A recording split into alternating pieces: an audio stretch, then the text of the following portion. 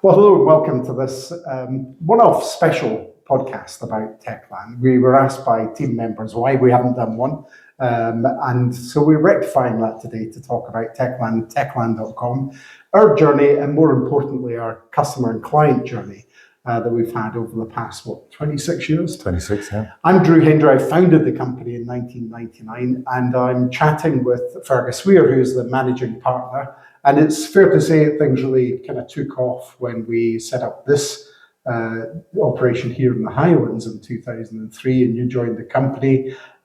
Fergus, just describe what Teclan's all about. We're about our clients and our clients' success. So we've been working with people all over the UK and beyond, helping them be successful online. In fact, we've even got our first customers that we started with. From 26 years ago, we've still got our very first client on the books. Absolutely. And still doing business with them today. And that's because of the success that we bring them. It's fundamental. We leverage our knowledge and skills and technology and web technologies to help them succeed. And what is it that customers, clients, what is it they like about Teclan, do you think? I mean, there's two main aspects of that. One is the people, the relationships we have with them. We actually care about their success. If they don't succeed, we don't succeed. So we work really hard. And that shows in the way we communicate, the relationships we have. And it's also about knowledge and experience. We can leverage our growing and developing knowledge and experience over 20 years and bring that to people to give them the tools, the knowledge, the skills, and the opportunities to succeed. And those long-term partnerships, I mean, there must be a lot of trust in the relationship between Teclan and the partners, the clients that we work with. Yeah. I think any relationship that's worth anything is all about being able to trust the other with what they're doing for you and vice versa. It's reciprocal.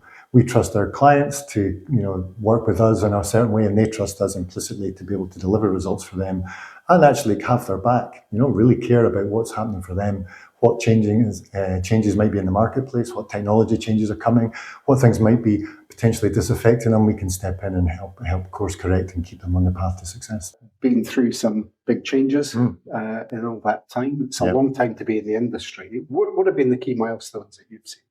I think the technology shift and the pace of technology change, it's been continually growing, developing and moving at a pace with new platforms, new programming languages. Really AI coming in. AI particularly. You'll remember things like Google Waves and things like that. Absolutely. I remember Google before it was Google. And it was just a test on a test server in America. Yeah.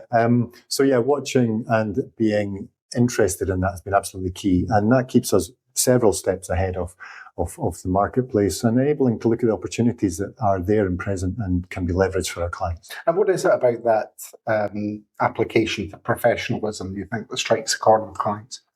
I think people can see the passion that we have for the technologies and the platforms we work on. They understand that we really care as well and the passion for their success. Yeah. Those two things combined, as new technologies come out, people will see the opportunity because we're telling them about it. They will be able to act on that with our help and stay both relevant and ahead of the curve and ahead of their competition.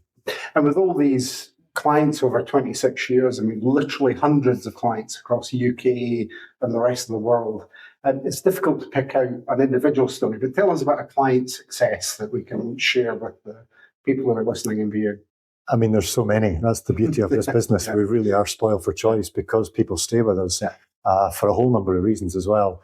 But I suppose a theme, I'll explain a theme rather than an individual client, is people who've come to us as one-man bands or one-woman bands and been developing their business, starting off very small and get to the point where they're multi-employee businesses with multiple locations selling multi-million pound revenues around the world. That's a fascinating and exciting journey to be on. Well, it's interesting you're saying that because you reminded me about a multi-million pound business I went to visit very early on.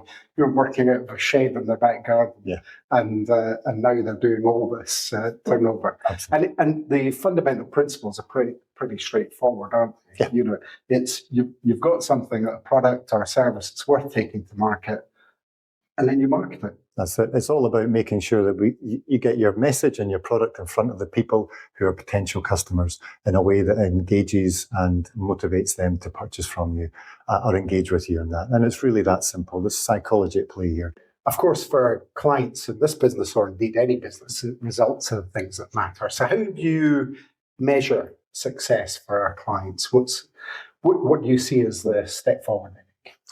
I think measuring and working collaboratively to measure progress is absolutely critical. So real, transparency around exactly what is success for each client, because every client can be slightly different. But primarily we're looking obviously at the bottom line, as most businesses are. I mean, what is the biggest impact on the bottom line, both short term and long term, and how do you measure that? And that could be directly online or through other channels. So what kinds of things do you look at when we're going to see a client about how they're going to grow their business? Where do you start with that? Yeah. I think it was really about focusing on what their objectives are and helping them determine what those objectives are and how to measure progress and success on that route to achieving those objectives.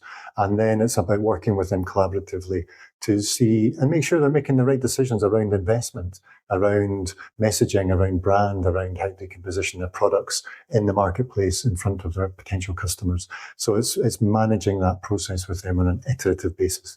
Well, I know from experience that process is quite in-depth from our side, where we really work with the clients, as you say, to tease out what they want to measure as success in the future, where they're going, and it's quite a process to go through.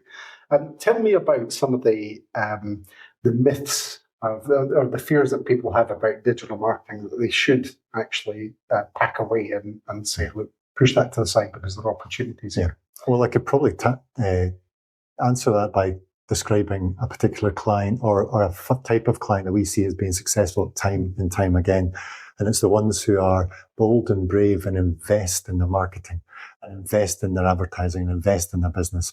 So quite often people are expecting immediate returns and immediate results with transformative pieces of marketing overnight. So they spend £1, they expect £1,000 back. And really the real success is growing, building slowly, organically, and driving a business forward. I think one of the main myths is our reluctance in clients is how much to spend, and really aversion to spending and investing, a real tentativeness about their own. Is it seen as kind of an optional extra, something that's just like a bit of a hassle? If they've got money, they'll invest in it. Otherwise, they'll just put it into other things. Yeah, I think people look at it as an add-on. Some people think digital advertising is an add-on with whatever extra cash they might have around, as opposed to being a core. Because it's easy for you to say, invest in digital marketing. We're in digital marketing, so of course we're looking for people to invest, but it really does make a difference, doesn't it? It's huge. The rule of thumb of investment in terms of turnover and revenue is really interesting when you look at the businesses who are really successful and how much they invest as a percentage of their revenue versus those who just get by or sometimes don't survive. And it's often about not just the quality of the type of marketing and advertising they're doing, but the level and the volume of that marketing based on their revenue determines whether they can grow and succeed or not. And you talked about the quick wins over long-term investment there. How do you balance that? Because sometimes there'll be a necessity, and indeed I've seen times when we've been able to say, look, we can get you some quick wins, we'll do this for you. But you need to also have look at what your long-term objectives are. So how do you balance that quick win away from, or within that longer-term plan about how we're going to develop a client's business? Sure. I mean, when we're working with a client, there's always the opportunities, the low-hanging fruit, the things that they're maybe not doing that they should be doing. There's things where there are quick wins within margins to obtain. And that's great because you can generate revenue for them, profit for them, secure some trust they might have in the process. And that's fantastic to be able to demonstrate that. But the real growth and the real long-term ambitions that we know can be achieved is from not just that, but from continual growth and continual investment and a much longer-term thinking, growth mindset in effect. And we can work with clients to help them achieve that. So digital marketing is constantly evolving. What would you say are the biggest challenges for businesses out there that want to compete in that arena at the moment? I think the evolving fragmentation of the marketplace is one of the biggest challenges for people.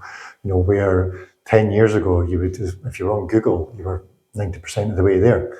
And now there's multiple platforms, multiple channels available where there's growing audiences, TikTok, Meta, alone are billions of viewers and billions of audiences, people eyeballing those platforms every day. So the landscape's changing hugely, and that's a huge challenge for businesses, particularly when resources are limited.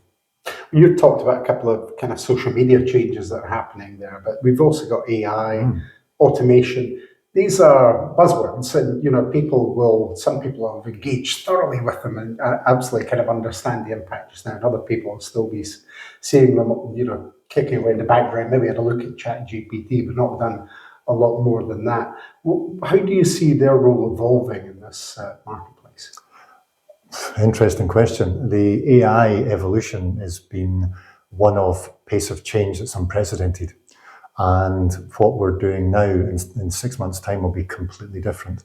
I think that the main impact is opening up the opportunity for people to increase output, to increase efficiencies, to ensure that whatever business you're in, you can access information in a way you've never been able to access it before.